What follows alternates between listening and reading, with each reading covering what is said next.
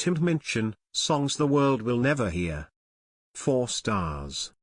Tim Minchin is near the top of my list of all-time favorite comedians. So I'd already been to see him live 4 times before this and was very excited about this show. This show in Melbourne's wonderful Palais Theatre didn't disappoint, although it's the first time that I've ever left a Tim Minchin show not thinking that it was a definite 5-star.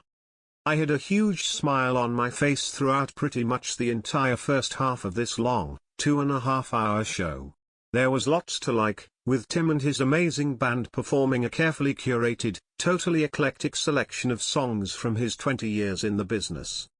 Tim said that he was going to perform 20 songs as opposed to his usual 12 or 13 and therefore was going to talk less. This is probably why the show wasn't quite up to his usual standard from my perspective, as I love his monologues and jokes as much as his songs. Actually being seated towards the back, I also struggled to hear some of the song lyrics sometimes, so I guess that didn't help. And the second half of the show wasn't quite as fun as the first, though it was still very entertaining.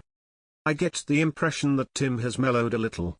His morals may be the same as ever, but he came across as a fair bit less combative than he was in his 30s when his energy for topics like mocking religion burned fiercely.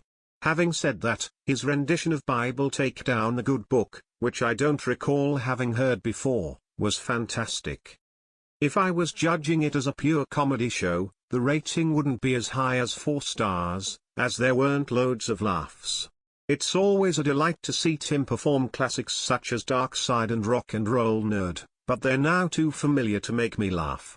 But Tim's shows are about more than just laughs, and the show showcased some, to my untrained ear, fantastic musical performance. It was also wonderful to see Tim and band perform tracks I'd not seen before. For example, a couple from Tim's musicals, Revolting Children from Matilda and Seeing You from Groundhog Day. I'd also not heard Confessions before, which is a fun and typically Minchin-esque juxtaposition of seriousness and self-mocking absurdity. Fans like myself will likely have loved it all. Certainly the sellout crowd gave that impression with a standing ovation at the end that went on for a long time and was thoroughly deserved. It was a great night. Fans should go along if they can get a ticket. My favorite human gave it 4.5 stars.